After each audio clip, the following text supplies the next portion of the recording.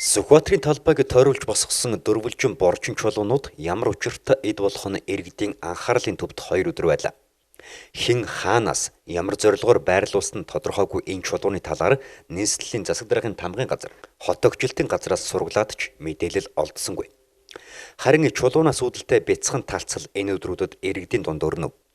Олон нийтийн нэг хэсэг нь төв талбайд амарч суух сандал гэж хүлээж авсан бол нөгөө хэсэг нь улс төржүүлж булчны чулуутай зүйрлэж байлаа. Тэгвэл эдгээр чулуунуудыг төрийн тусгай хамгаалтын албанаас байрлуулжээ. Тодорхойлбол төв талбайд ёслол хүндэтгэлийн арга хэмжээ болон жигсаал цуглааны үед автомашин техник хэрэгсэл нэвтэрч орж иргэдийг гэмтээхээс сэргийлсэн гин. Чулуу хашлахын том нь 320 кг, жижиг нь 220 кг жинтэй бөгөөд нийт өртөг нь 100 орчим сая төгрөг. Энэ сухатын талбай дээр болохоор төрийн ёслолын хүндэтгэлийн арга хэмжээнээс болдог. Дээрээс нь олон нийтийн арга хэмжээнд маш их болдог энэ талбай зориулттай байгаа. Баяр ёслолын арга хэмжээнүүдээр маш олон иргэдүүд энэ цугладаг.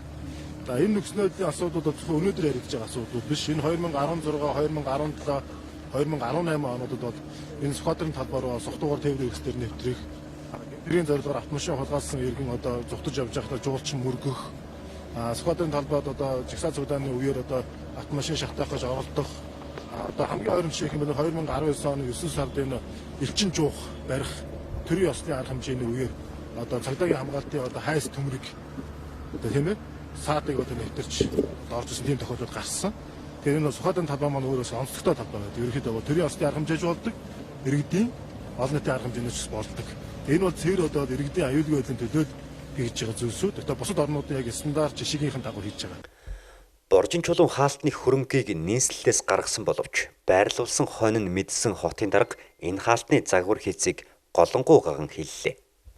Тийм хүн гудамж зам талбай хэлбэр хийж дээсаа гэдэг хоорондоо уйлдах юмнууд байгаа шүү дээ. Яг үндсэн энэ ажлыг хийж байгаа шилтгааныг сайхан тайлбарлаад.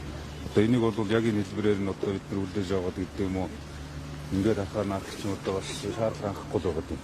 Харин төрийн тусгай албаны зүгээс хэрвээ олон нийт болон хотын удирдлагад боржин чулуун хаалтны хэлбэр хийц загвар таалагдахгүй бол өөрчлөн дахин байрлуулахад бэлэн гэсэн юм. Ямар ч үсэн төв талбай зогсож байгаа иргэдийг хамгаалах нь чухал гэлээ. Сонирхуулахад тоон мэдээллээр дэлхийн улсуудад 2018 онд олон нийтийн талбай руу машинтай дайрч орсон 17 удаагийн үйлдэл гарч 159 хүн амьнасаа алдсан байдаг байна.